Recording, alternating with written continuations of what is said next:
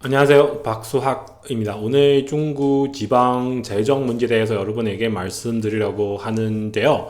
올해 2024년도에 그 1월부터 7월까지 7개월 동안은 중국 지방 재정 적자는 얼마 정도 나오냐면은 중국 돈으로 5.7조 정도 나왔어요. 적자. 근데 5.7조 여러분에게 말씀드리면 아마 여러분 느낌이 없죠. 그냥 한국 돈으로 따져봤을 때는 거의 1100조 정도 되는 돈이요. 엄청 큰 돈이죠.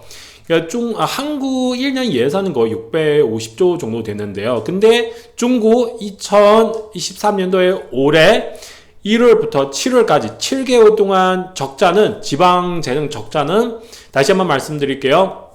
1,100조 정도 됩니다. 어마어마한 큰 돈이죠. 근데 이거는 제가 볼 때 다른 사람도 비슷하게 생각하고 있는데요. 중국 재정 상황 너무너무 안 좋은데요. 연말까지 2023년도의 전체 적자는 거의 2천조 정도 되는 거죠. 2천조 정도 되는 거고요. 이게 거의 그 한국 1년 예산이 3배 정도 되는 거죠. 적자. 네. 그리고 그 중국 작년 2023년도에 1년 정부 전체 그 지방 수입 플러스 그 중앙 전체 재정 수입 다 포함해서는 거의 4천조 정도 돼요. 4천조 정도. 그러면 올해 같은 경우는 7개월 정도는 거의 1,000조 넘었어요. 이게 적자. 그래서 이게 진짜 해결하는 방법이 없어요. 그래서 여러분 아마도 알고 계신데요. 많은 공무원들은 월급도 제대로 받을 수도 없고, 그리고 많은 공무원들은 해고도 당하고 있고요. 지금 중국 상황 그래요. 이게 중국 전체 지방 정부 적자는 그 1100조 정도 나오는데, 그리고 중국의 그리고 중국의 직하실, 그리고 중국의 자치구 다 포함해서 30몇 개 정도 있는데요. 지금 이 30몇 개 도시 그리고 직하실, 자치구 다 포함해서 거의 다 적자 나오더라고요. 유일하게 상하이는 그나마 조금 흑자는 있는데 그래도 많지가 않아요. 제가 굉장히 놀라운 게 뭐냐면 중국의 광동성 있잖아요. 광동성 안에서 이게 광주시도 있고 신천시도 있고요. 옆에서도 홍콩이 있는데, 근데 경제는 엄청나게 좋은 그 성인데 광동성. 근데 이번에도 적자 나오더라고요. 얼마 정도 나오냐면은 1월부터 7월까지는 적자는 한국 돈으로 40조 정도 나오더라고요.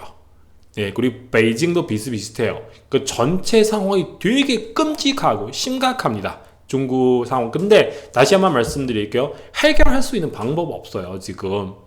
그 땅을 팔 수도 없고, 세금도 받을 수 없고, 네, 그리고 시진핑은 계속 이게 우리 이해할 수 없는 그런 이상한 정책을 세우고 있고, 그리고 그 짤랑 그 외교도 계속 하고 있고요. 계속 상황이 악화할 수밖에 없는 거죠. 그리고 어제 저도 여러분에게 말씀드렸잖아요. 짜고 마이티의 삼시 어제 말씀드렸잖아요. 짜고 마이티 다시 한번 말씀드려요. 꼬는 밥솥, 짜는 깨지다.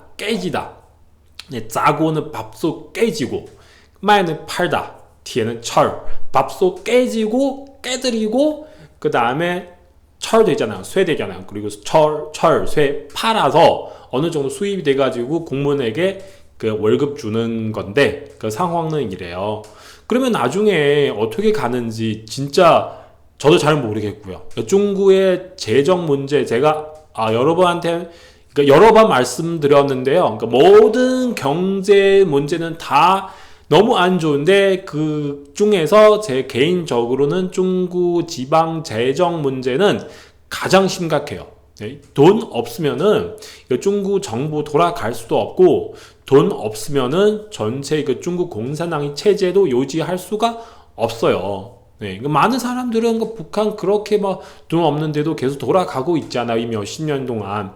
여러분 아셔야 되는 게 뭐냐면 이 몇십 년 동안 중국 공산당, 중국 정부는 계속 북한한테 돈 무진하게 많이 주는 거죠. 근데 중국 정부 돈 없으면은 누구한테서 돈 받을 수 있어요?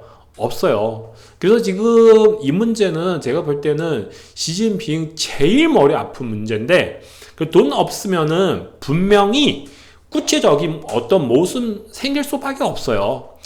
그래서 제가 이 부분은 계속 지켜보고 있는데, 나중에 또 다른 뉴스 나타나면은 제가 여러분에게 말씀드리겠습니다. 일단은 여기까지입니다. 감사합니다.